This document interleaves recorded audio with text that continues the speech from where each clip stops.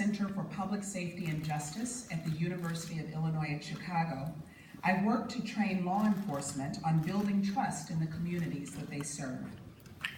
As a state representative, I have fought to end the school-to-prison pipeline and to help women in prison get support that is specifically tailored to meet their needs.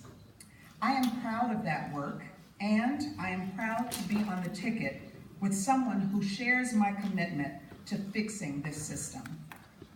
When JB asked me to be his lieutenant governor, criminal justice reform was one of the very first things that we discussed. I knew about his work to support the Center on Wrongful Convictions, but when we talked, I saw a lot more than that. I saw someone who truly cares. I saw someone who gets it and who is ready to fight for solutions. And most importantly, I saw someone who was ready to listen. So many of our communities, especially communities of color, are not heard. Many have been ignored and have suffered decades of disinvestment. Too often, our communities are on the wrong side of the disparities in the criminal justice system and in economic development. Every single day, young Black and brown men and women in communities across this state are threatened by gun violence, and families are ripped apart by this public health epidemic. But instead of genuine engagement and long-term investment, politicians in Springfield and in Washington have come in with short-term fixes and Band-Aids, and quite frankly, we don't need any more Band-Aids. We need real solutions, and I'm proud to be on the ticket with someone who is ready to provide real solutions.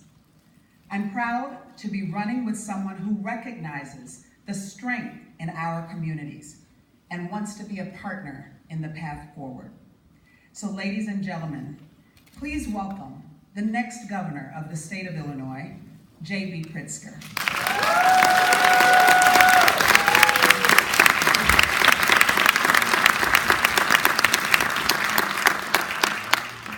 Well, good morning, everybody. Good morning.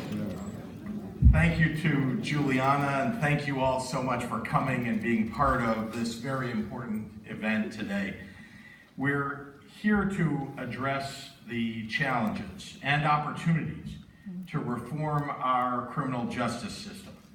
And I want to begin today by acknowledging and expressing my gratitude to the tireless advocates and the experts that are in this room today. We know that we have work to do, but we would be nowhere today without your decades of leadership. So let me applaud you.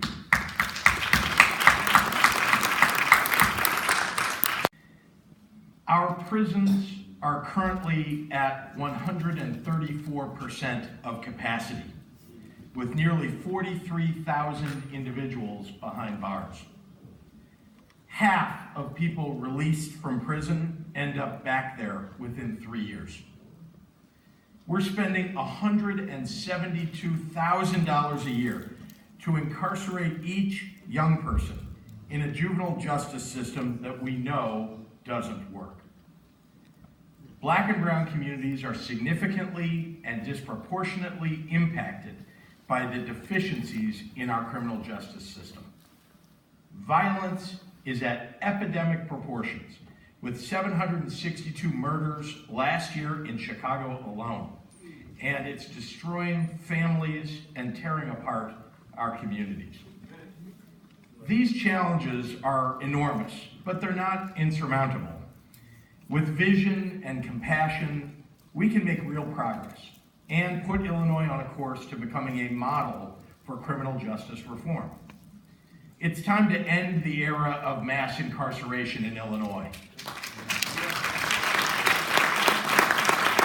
It's time to imagine and build a system of justice that recognizes the inherent strengths in our communities and protects the values upon which they rely.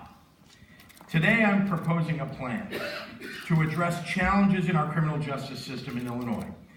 To oversee it, we will create an Office of Criminal Justice Reform and Economic Opportunity to lead the implementation of my plan. And I can think of no better person to lead that office than my running mate, State Representative Juliana Stratton. Juliana has been a lifelong advocate for criminal justice reform, and I know that she will bring the vision and leadership that we need to this new office. Together, Juliana and I will focus on the 4 key elements of my plan. First, we're going to legalize marijuana and modernize sentencing. Second, we're going to reduce recidivism by removing the economic barriers that are holding people back. Third, we're going to reform our juvenile justice system to keep our youth out of prison. And finally, we're going to treat gun violence as a public health epidemic and rebuild trust between law enforcement and the communities that they serve. I want to be clear, underpinning all of this is the long-term work that we need to do to reverse Bruce Rauner's divestment from our communities. This failed governor drives jobs and businesses out of our state. He crusades for lower wages. He attacks public education funding at every turn, and he underfunds critical human services. Our communities are crying out for change. There are advocates and organizations in this room who are on the ground working for that change. But our current governor has failed, and he's working against you. His disinvestment has undermined their ability, your ability, to move forward. He has stripped families and communities of the tools to build better lives, and he has assaulted the hope of a brighter future. I'm going to fight every day to reverse the damage that Bruce Rauner has done. It's time to bring hope and opportunity to women and men, to families and communities all across this state. My plan begins with sentencing reform. Wherever possible, we should focus on rehabilitation rather than incarceration. Our goal should be sentences that match the offenses, that deter crime, and that keep our communities safe. That's not where we're at right now. I'm proposing that we reduce the use of mandatory minimums for nonviolent crimes and bring an end to an excessive sentencing system. Long sentences for nonviolent offenses are part of the problem. They're not part of the solution. Right. An important part of reducing incarceration is this. We need to legalize marijuana in Illinois. Criminalization of marijuana doesn't make our communities safe and has disproportionately impacted Black and brown communities. There are way too many people, and I mean way too many people, who have gone to prison or are currently sitting in prison for having small amounts of marijuana. We don't need more studies on this. We need to act. Let's legalize marijuana, let's regulate it to make it safe, let's tax it, and let's reinvest in the hardest hit communities. Furthermore, I intend to lead the fight to abolish the monetary bail system. Yep. This system's never been fair. It penalizes low-income communities and it gives the wealthy an unfair advantage. It's time to bring an end to it and to put in place a system that's fair for all of our communities. The second area of my plan addresses recidivism. When half the people who are released from prisons end up back there in 3 years, we know we have a big problem. We need to come at this from a few different angles. Rehabilitation and family reunification has to start earlier. That means skills development and education, mental health services, and substance abuse treatment. Every Illinoisan deserves to have these services available, every Illinoisan. And that's part of what we need to do to rebuild the safety net that's been torn apart. As for those who've been incarcerated, these services would begin in prison and help transition people back into their communities. It will reduce recidivism and it'll save taxpayers money. We also need to bridge the divide between people in prison and their families and friends outside. Let's help those in prison maintain positive connections with their community.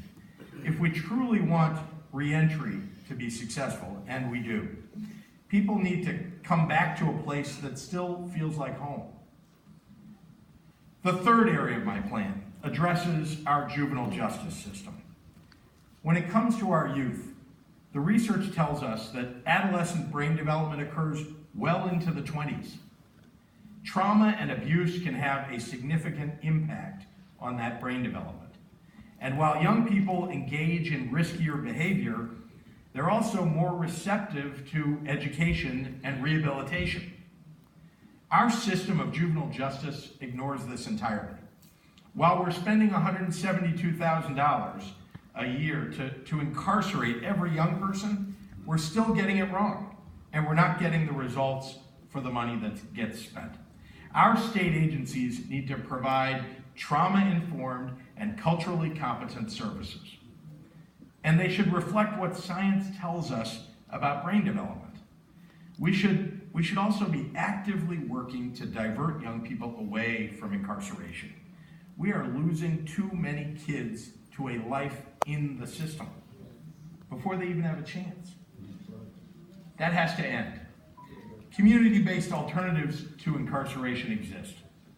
And we know they can work. They do work. It's time that we make them a priority. As governor, I will work to expand diversion programs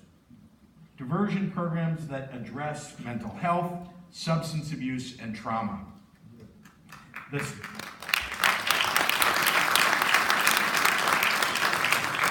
state must also partner with our communities to encourage restorative justice as an alternative to prosecution and incarceration. Instead of spending $172,000 per child for poor results, we can spend $6,000 a year, maybe more, but $6,000 a year on programs that actually work and create opportunity. That's 29 times less than the cost of incarceration. The money that we save can go right back into our education system. It will help us give every young person in Illinois a real chance. The fourth area of my plan is this. We must address gun violence in our communities.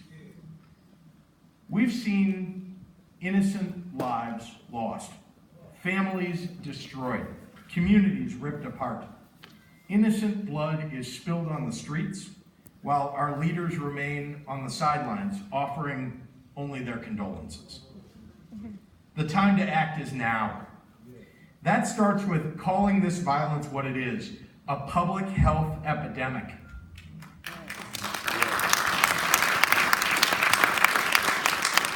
And you know how you treat an epidemic. We need to interrupt it, we need to reduce the risk, and we need to build safer and healthier communities. As governor, I'm going to empower the Illinois Department of Public Health to better address this epidemic. I'll work to increase funding for public health research at the federal level, and I'm going to prioritize community programs that interrupt violence at the local level. Furthermore, it's time for decisive action on firearms safety. I support universal background checks, a gun dealer licensing bill, and a ban on assault weapons, high-capacity magazines, and bump stocks.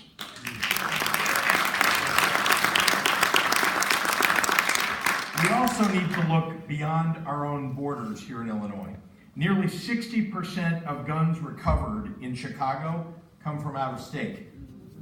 As governor, I'll create a consortium of states aimed at stopping gun trafficking across state lines. Far too many families are afflicted by gun violence, and we have a responsibility to stop it. Whether the illegal guns come from inside our state or from outside our state, it's on us. Restoring trust between law enforcement and communities, the communities that they're sworn to protect, is vital to reducing crime too. As governor, I'll work to increase transparency and accountability in law enforcement. I support making the traffic and pedestrian stop statistical study permanent and getting data from all stops no matter the result. I'll also work to implement continuing education training for all law enforcement. That includes de-escalation tactics and proper use of force training. So those are the 4 main points of my criminal justice reform plan. It will be a progressive move toward justice for all of our communities. But we can't just address the symptoms. We have to look at the causes. Unemployment in the 5 Chicago communities most affected by gun violence is as high as 35%. 35% unemployment. Violence becomes a viable alternative when options are limited. Avenues for success have been foreclosed for far too many communities, for far too long.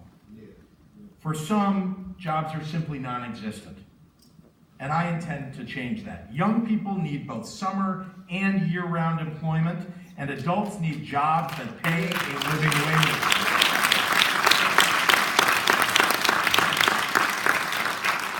That's why I've introduced a comprehensive jobs plan, and I've pledged to restore funding for social services all across our state, especially for those who are most challenged. I intend to reverse the damage that Bruce Rauner has done to community organizations and social service agencies that work to strengthen the communities that they serve. I'll fight every day to bring economic opportunity to every corner and every neighborhood of this state. I will make it my mission to create jobs, to build educational opportunities for our children, to expand healthcare coverage, and to bring back hope to Illinoisans. But most importantly, I think we need a governor who listens. There are organizations and advocates in this room who have devoted your lives to these problems. There are communities impacted every day by the deficiencies in the criminal justice system. There are families whose lives have been forever altered by gun violence. There is no path forward until those voices in our communities that are most affected are brought to the table. Only then can we move forward together, and I hope you'll join us in that effort. With that, I want to turn it back over to Juliana Stratton to introduce our panel. I want to thank you all again for being here, and I look forward to today's discussion.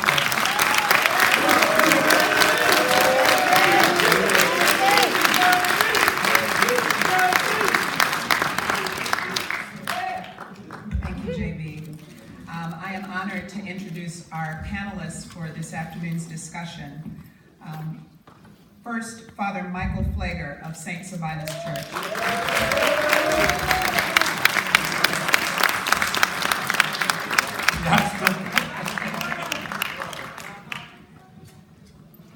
We'll deal with that in a moment. No worries. Secondly is Bob Jackson, the CEO of Roseland Ceasefire Project.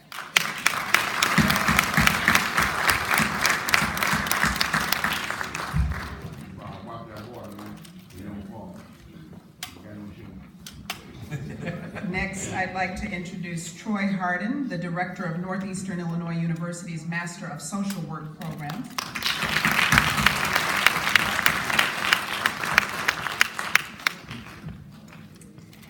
And Katya Nukis, executive director of Enlace Chicago.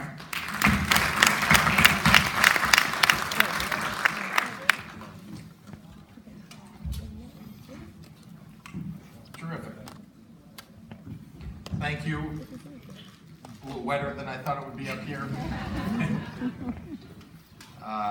No accident, somebody yelled out, "We don't have insurance," so we'll be careful. I want to begin this conversation with you. Thank you, Anna. Thank you. Yeah. Harkening back to my days as a busboy. All right, here we go.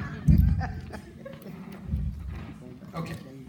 So I want to begin with you, Juliana, And, you know, in our plan, one of the most important aspects of it that's often overlooked is how important brain development is as we look at improving our criminal justice system, particularly for juveniles, but the criminal justice system's interactions with young people. So, tell us about the latest research on adolescent brain development, and how should that inform us in our approach to criminal justice reform?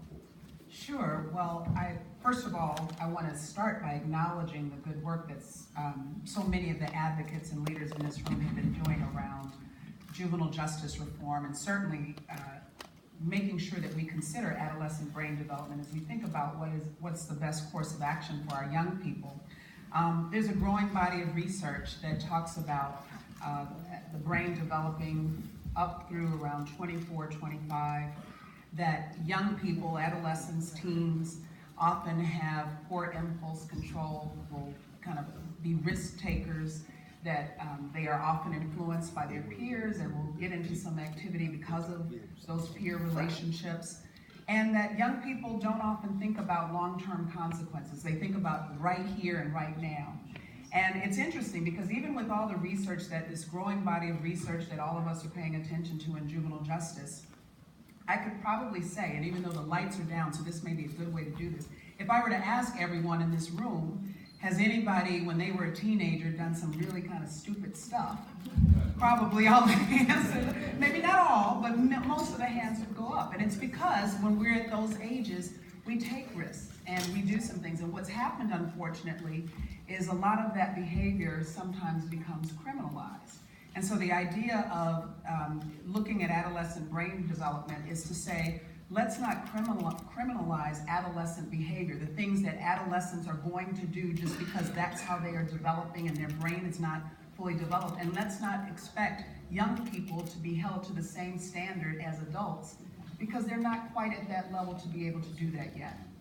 And so I think when we think about what can be done in this state, and to make sure that all of the state agencies, especially those that are working with young people, the Department of Juvenile Justice and Department of Children and Family Services and all the other different agencies that address children and families, that they are aware and trained on this research about adolescent brain development, and they're keeping it in mind. We also have a lot of young people who have experienced trauma. You talked about violence, for example, in communities. And, you know, it's really important to make sure that we recognize that young people are still growing. And if we can wrap our arms around young people, if we can make sure that they have what they need in terms of education and housing, and make sure that they are, you know, they're in families that are where they're not hungry and they have all those needs met, then those kinds of protective factors are going to help our young people to continue to grow and be on the right path. And we have to stop saying that young people who are dealing with trauma, or young people who are dealing with and living in communities that have experienced years of disinvestment, that we now say, okay, because you messed up, you slipped up, or you did something that young people all across the state are doing, you're going to be criminalized for it. And you know, it goes without saying, and we've already talked about this, that we see behaviors of youth of color being criminalized at disproportionate rates of other youth. And so I think about, for example, at very young ages, you know, I had the bill on to end preschool expulsion.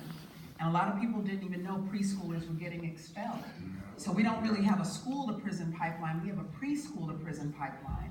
And we have to make sure that we're providing services to young people rather than figuring out how to get them out of school. We need to keep young people in school.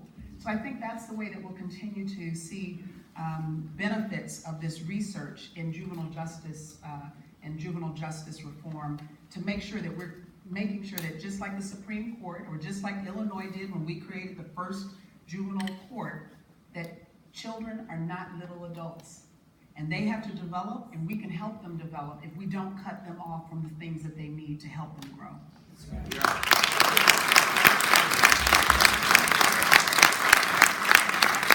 I want to add that, you know, it is somewhat unusual maybe for people to hear in the discussion of criminal justice reform brain development.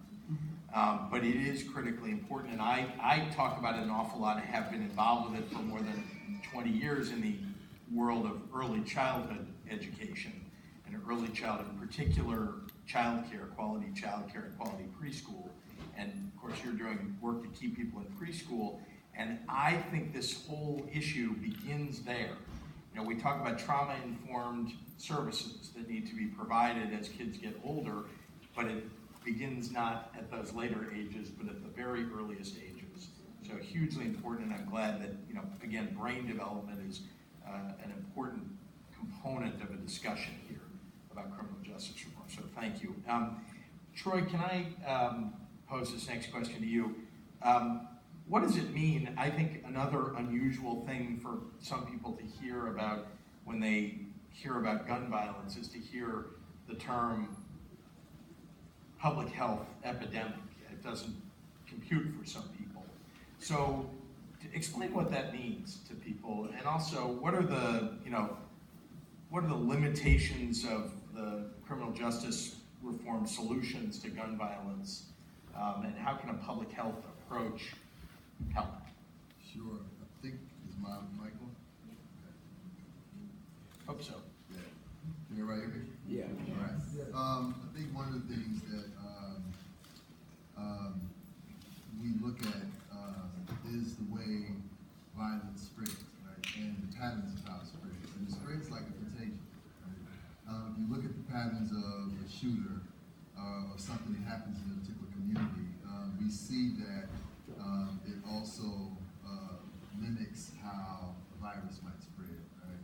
Somebody gets shot, another person finds out, you know, and there's a reaction, and so on and so forth. And there's a lot of research that's looked at how networks happen and respond around violence, that we can see the patterns of how the disease might spread, similar to what we might look at in public health. But I think more importantly, too, around that issue is to not just look at the people who may be involved in the shootings, but also what environment kind of spawns that, right? And so we look at this larger environment, larger context, and we see that grandma is not receiving healthcare services in a particular community. We can expect for her to have problems and complications around health issues. If we see things not happening in a given community in terms of employment, education, and other health needs, then we almost foster the conditions that create, you know, something to be able to spread, right? A contagion spread, if you will. And so I think that's part of why it's important to look at it in a different way and to see what history has shown us about approaching it from a criminal justice perspective. It just hasn't worked. We ended up with mass incarceration in our communities where people are locked up, and there aren't a lot of solutions on what to do next, right? And so what we've seen from the research is when people provide public health approaches, whereas that we are first seeing people who may be at risk for gun violence as humane, as people who can be engaged in conversation, that conflicts can be de-escalated, then suddenly things begin to change in those communities. When we empower credible messengers in communities, right, to be able to engage people who may have been formerly incarcerated, people who may have been in the light, so to speak, we see transformation happen in community amongst several individuals. So I think part of it is really being able to take a humane approach to things in the community, and then apply smart research, smart interventions that can address things, you know, using both science and also allowing the community to be able to tell us how to address it. And if we continuously rely on police and criminal justice and law enforcement to tell us how, you know, we can heal in our community, I think we are at a problem. So, Excellent. And prevention and treatment.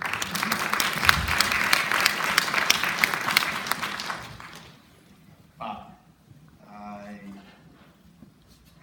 I'm just going to ask this straight up. You know, our social services, our human services in the state have been ripped apart over the last couple of years.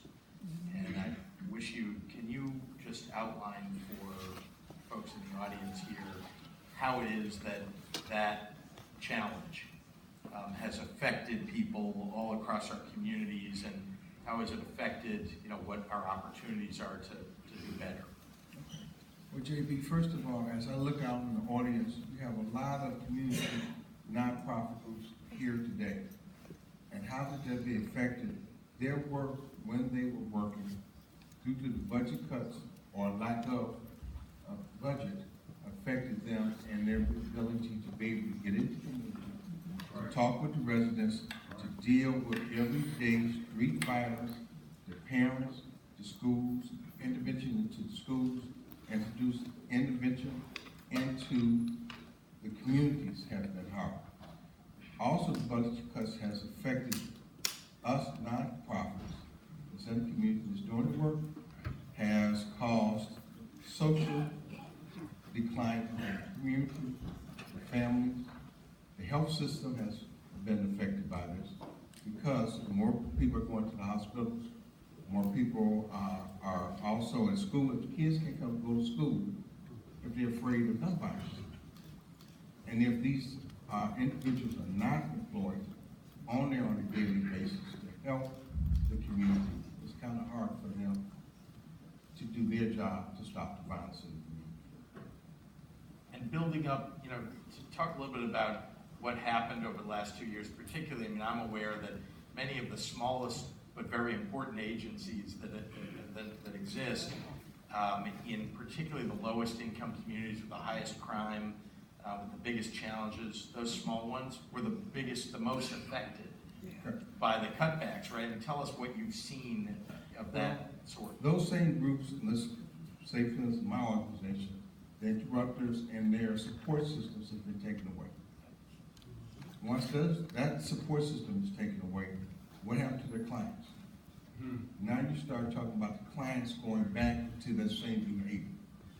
Also, the other groups that support us, the psychiatrists, sociologists, that help us deal with the ministers, everyone's being affected by these cuts directly. And these are not the big organizations. These are the smaller ones who have the boots on the streets every day, 24/7. These are not heroes that you don't hear about. These are not the heroes that you say, oh, you see on TV. These guys that's dealing with conflict that you don't hear about.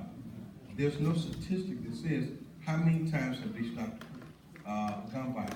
How many times have they interrupted a particular fight? How many times have they been in a situation inside the school, outside the school, that they have been able to stop that conflict, save the life? Where's the count for that? These a lot of these heroes are sitting right here in this audience.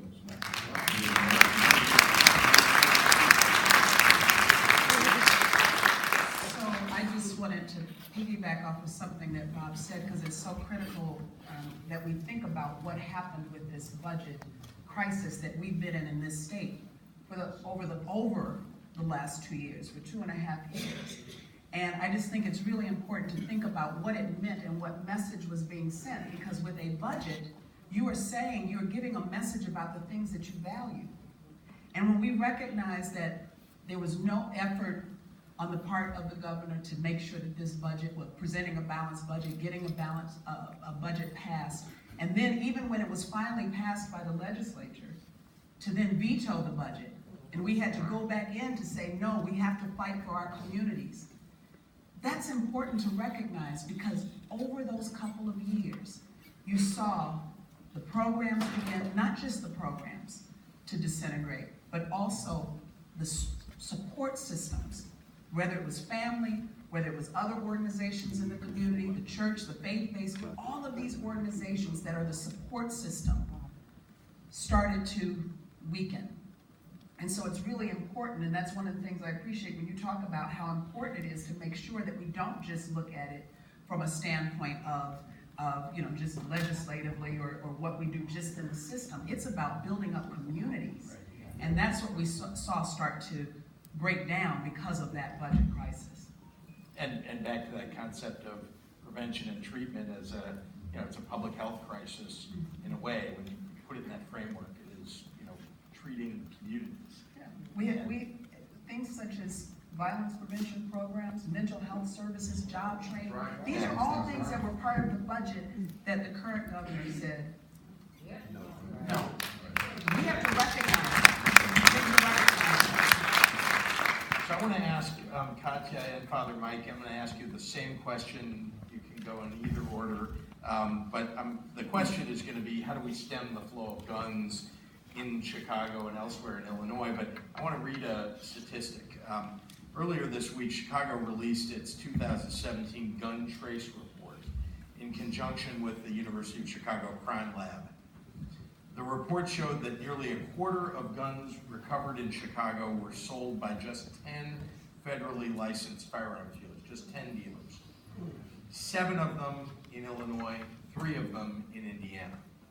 It also showed that 60% of firearms recovered by police originated from a dealer outside of Illinois. 60% from outside of Illinois. So, back to the question, what should we be doing to stem the flow of guns in Chicago and elsewhere? I think there's definitely a lot to be done, considering that 60% of the guns were from outside of Illinois. Still 40% in the state of Illinois. That's extremely high. I read the report. The amount of the report really put the problem in the context of us being in a real crisis, as he refers to gun violence, right? And I definitely think that there are different ways to approach the issue, but one of them is definitely legislation at the state level, right? And we right now have an Illinois gun license bill out there that is hopefully going to pass the Senate. It's in the House. I think that the next reading is November 10th. So I think that's something that is going to help the situation. But when we pass legislation, the most important issue comes when implementation times arise, right? Because when I was reading about, like the different issues with gun violence, there are certain things that are already mandated, right? That are already in our law, like background checks. That's kind of like a logical thing to do. If you're selling a gun, you have to do a background check. But unfortunately, there are no penalties that are linked to the lack of actually running a background check, right? So dealers and the people who sell arms can just say, I forgot, or something like that, right? What's the penalty? How are we going to do this? The same thing comes when you're having a lack of audits, right? In these, as he refers to the dealers and the places that sell arms. Another thing that is out there that I was reading about is there have been a number of, robs and these dealers, they have been assaulted and there's robbery there, but then there are no records about, like really doing a research about where are these guns going, right? So the issue of, both the possession, but also like, what are we doing about when the guns are lost, are stolen? So who keeps record of those things? First of all, I think one of the things you mentioned in your opening remarks, JB, about universal background checks, that has to happen. We have to ban the software. We have to stop talking around these situations, come up very directly, ban the software, universal background checks, close the loopholes in these gun shows and in these gun shops. We have one of the Brady campaign said for the last 3 years, one of the worst gun dealer shops in the country is right here in Riverdale, Illinois. And unless we make them accountable